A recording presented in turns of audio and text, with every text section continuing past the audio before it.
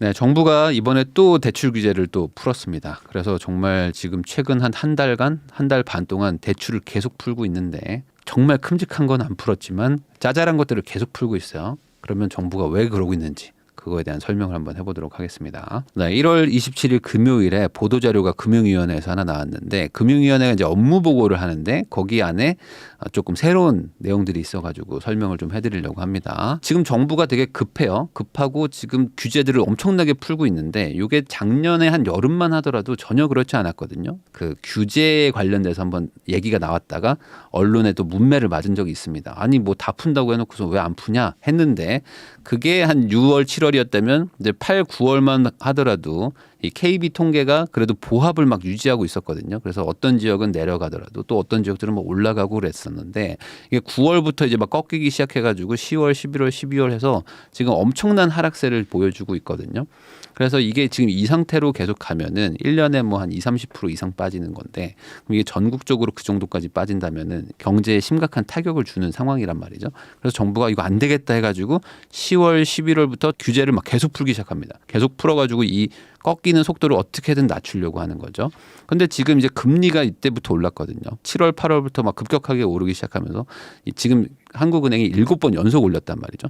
그러니까 그러면서 이제 금리가 이제 버티기 어려운 수준까지 올라가니까 사람들이 이제 집이나 뭐 전세를 살 때 너무 어려워지는 거죠. 이게 다 변동금리랑 연동되는 매매와 전세가 같이 떨어지고 있고 그럼 금리랑 상관없는 월세는 그냥 올라가고 있는 매매와 전세가 동조 현상으로 떨어지고 있는 상황을 보다 보니까 이 정도 속도로 빠지면 이건 안 된다. 이거 경제 타격 너무 크다 해서 어떻게든 풀어줘야겠다라는 게 연장선으로 이번에 또 발표가 된 겁니다. 그래서 이 부분이 있는데 뭐냐면 지금 전세 쪽에서 시세가 너무 급락하는 지역들이 나타나요. 그러면 그걸 원인을 정부도 따져봤을 거 아닙니까? 그랬더니 전세 대출 이자가 너무 많이 오른 거예요. 그래서 야 이거 변동금리로 전세 대출을 해줬더니 사람들이 막 이자를 2배 내면서 너무 허덕허덕 힘들구나. 그래서 이것도 지금 특례 보금자리론처럼 고정금리 전세자금 대출을 빨리 공급을 해야 되겠다 해서 올해 3월 정도 안에 지금 발표한다고 하니까 아마 이제 뭐 한 40일, 50일 정도 뒤면 나올 것 같아요. 자, 그래서 이거 한번 그래프로 보면은 이 지금 금리가 21년 12월 말만 하더라도 전세자금 대출이 뭐 3.3 정도였다면 보통 이제 신용 좋은 분들이 대부분 이제 전세 많이 받으시니까 한 3.5 정도였다면은 요게 쭉 시간이 지나가지고 작년 말에 11월에는 4.9 거의 뭐 5점 몇에서 시작을 하는 거예요. 그래서 작년 뭐 12월 뭐 올해 초 이때만 하더라도 뭐 전세자금 대출인데 뭐 5.7 낸다. 6 낸다 뭐 이런 분들이 많이 늘어났던 게 이 이자가 엄청나게 급등했단 말이죠. 그러다 보니까 지금 전세 대출 잔액도 막 점점 조금씩 줄고 있어요. 그러니까 이게 지금 전세를 연장하는 게 아니라 안 되겠다. 야, 대출 이자가 너무 세다 해서 뭐 반전세로 돌리든지 아니면 뭐 전세를 조금밖에 못 올리니까 다른 지역으로 가든지 뭐 이런 식으로 해서 이 전세 대출 잔액이 늘어나던 게 반대로 꺾였다는 거죠. 그러니까 그만큼 지금 전세 선호 현상이 많이 줄어드는 상태인데 이게 참 재미있는 게 2년 전만 하더라도 여러분들이 이제 기억이 안 나시겠지만 2020년에는 이게 1%대 막 2%대 막 이랬습니다. 그래서 그때 전세자금 대출을 받은 분들이 뭐 2.5에서 2.7, 뭐 3 이렇게 받아놓은 분들이 지금은 막 5, 6을 내는 그런 상황이다 보니까 지금 이 웬만한 분들이 버티기가 힘든 거죠. 그만큼 금리가 엄청나게 빠르게 올랐다. 그러다 보니까 고정금리 전세 자금을 많이 공급하겠다라는 정책이 나온 거고요. 그리고 이런 것도 있습니다. 뭐냐면 이게 규제 체계 하나였는데 많은 분들이 집을 한 채는 샀는데 그거 전세 주고 사고 나도 전세 사는 그러니까 1주택자인데 임대인이면서 임차인인 이런 분들이 사실 많아요. 왜냐하면 내가 나중에 이사 가려고 좋은 동네에 샀긴 샀는데 저기 당장 들어갈 이유는 없고 그리고 저거 대출 받아서 실거주하는 건 너무 부담스러우니까 전세 주고 나도 그냥 조금 싼 집에 지금 당장 뭐 신혼부부고 하니까 아니면 뭐 애가 어리니까 빌라 살면서 난 아파트 사놔야지 했던 부분들이 많았는데 그러다 보니까 이게 뭐 갭 투자를 조장한다 그래서 지난 정부에서 요 합산소득이 1억 원이 넘거나 아니면 뭐 9억 원이 넘어가는 1주택자들은 전세 대출을 또 안 해줬어요. 그러니까 너네 그런 거 하지 마라. 그래가지고 갭 투자가 뭐 점점 늘어나지 않냐. 그래서 너네 대출 안 해줄 거야 해서 월세 살고 하셨는데 그런 분들도 이제 전세 대출 보증을 제공을 한다는 겁니다. 그러면 이제 4억, 5억까지는 또 빌릴 수가 있는 거죠. 그래서 이렇게 또 풀어주는 게 다시 전세를 좀 얻으라는 거죠. 전세 얻고 싶으시면 좀 얻어라. 그러니까 전세 수요를 조금 더 늘리려고 하는 것도 있는 거라고 보시면 될 것 같아요.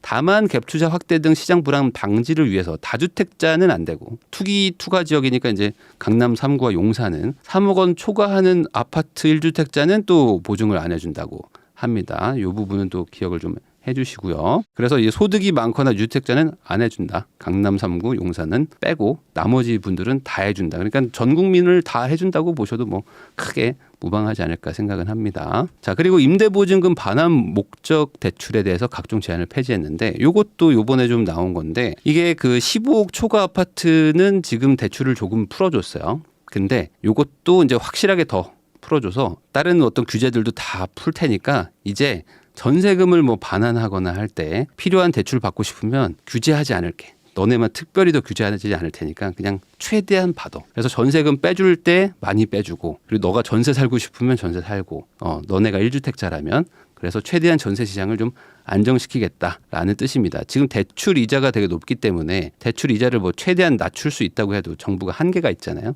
그러니까 전세자금 대출 이자를 고정금리를 좀 낮게 해주려고 이제 상품을 개발 중이고 뭐 특례 보금자리론 가지고 전세금 빼줄 사람들은 그거 빼줘라. 라는 거니까 어쩔 수 없이 대출을 가지고 우선 이 급한 불을 끄겠다고 하는 겁니다. 다만 이런 건 이제 한시적으로 운영을 하는 것 뿐이겠죠. 그래서 지금 금리 급등이 전세 시장에 영향을 주고 있는 상황인 건 맞고 그러다 보니까 이제 고정금리로 주거나 조금이라도 어떻게든 낮춰주고 그동안 상승장 때 있었던 규제들 다 없애면서 어떻게든 전세 수요를 좀 회복시키려고 한다는 거죠.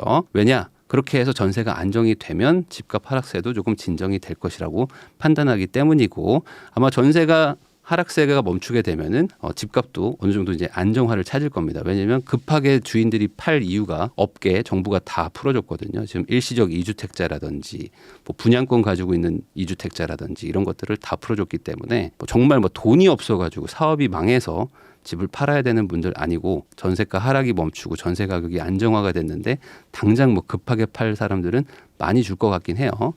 그 이유는 하락 속도가 너무 빨라서 정부가 그만큼 빨리 정책을 풀었다는 겁니다. 자, 그래서 지금 이런 정책을 풀다 보니까 매매 전망 지수 같은 것들이 살짝 올라가고 있어요. 그래서 이걸 보고 또 이제 반등인가? 이제 여기가 바닥 끝인가? 이제 이게 이렇게 오나? 라고 생각하실 수도 있는데 뭐 제가 개인적으로 생각할 때는 지금 어떤 시장의 분위기가 뭐 이렇게 반등이 왔다라고 말하기는 참 어려운 부분이 있습니다. 물론 이제 전국적인 얘기를 하는 거고 특정 지역들은 조금 반등하는 게 명확하게 보이는 데들이 있어요. 그건 조금 이따 설명하겠습니다.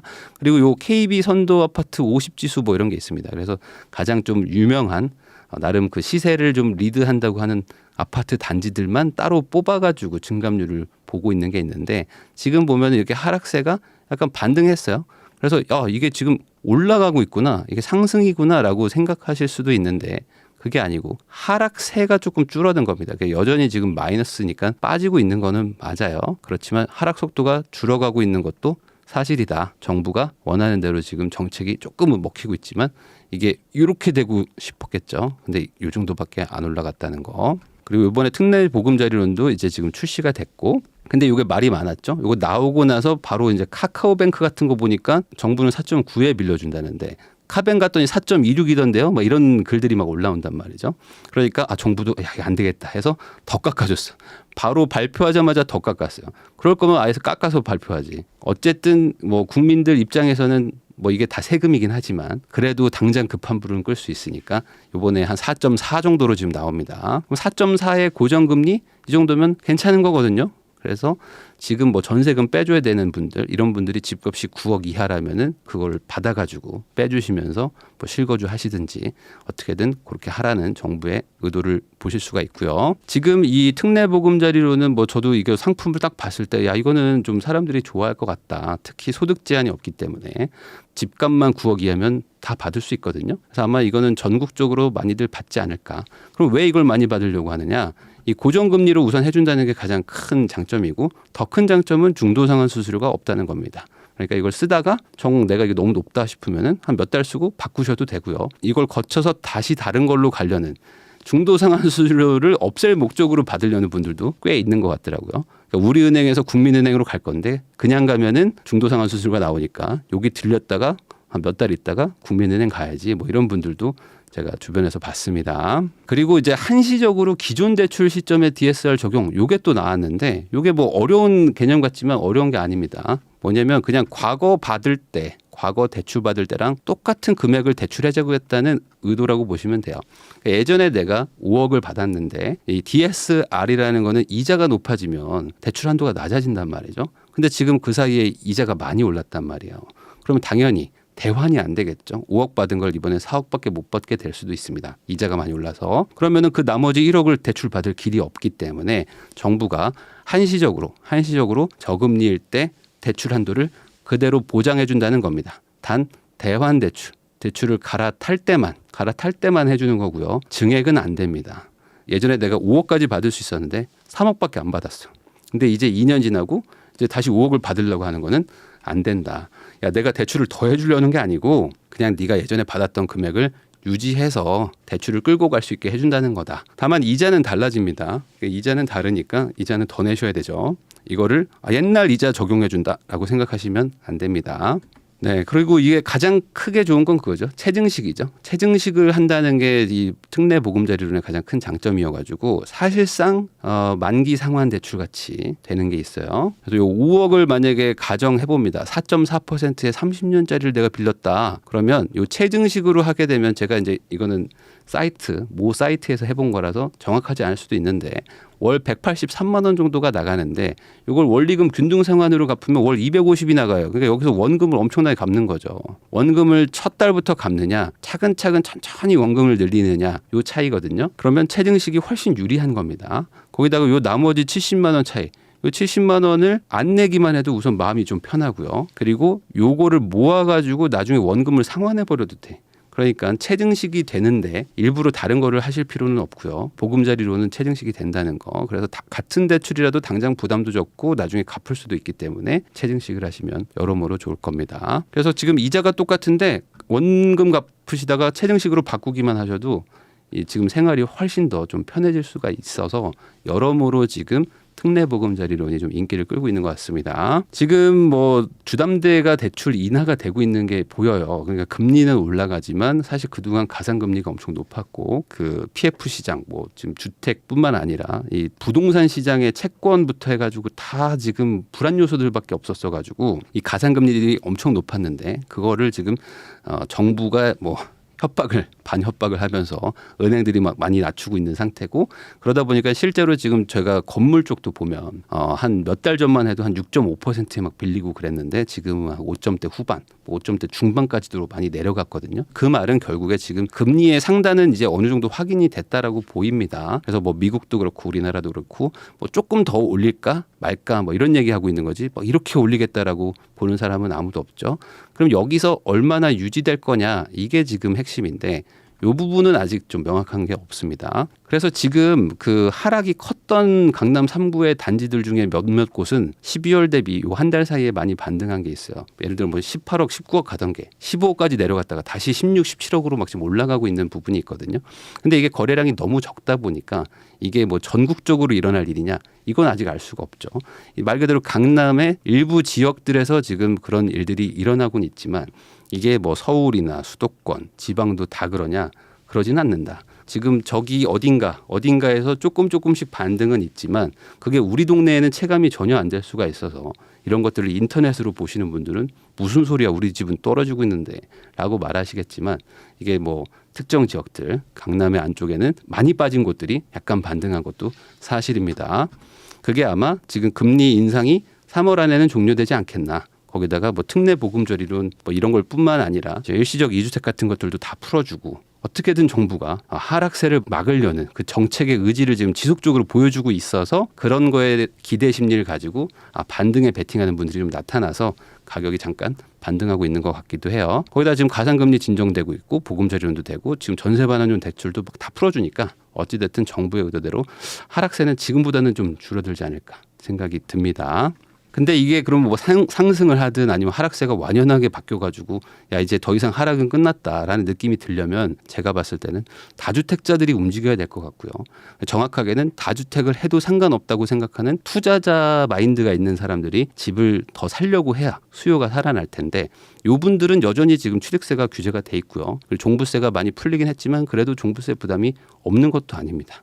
그러니까 요게 또 법 개정 사항이니까 요게 개정될 때까지는 아직은 좀 기다려 봐야 될 것 같고 그게 한 2월에 지금 정부가 한번 개편안을 한번 좀 통과시켜 보려고 한다니까 이 의회에서 어떻게 받아들일지 그것도 좀 봐야 됩니다. 이게 지금 정치 싸움으로 가면은 진짜 예측이 안 되니까 그래서 그런 것들 보고 취득세를 확실히 풀어주면 그때 다주택자들이 어떻게 움직일지 한번 봐야 된다.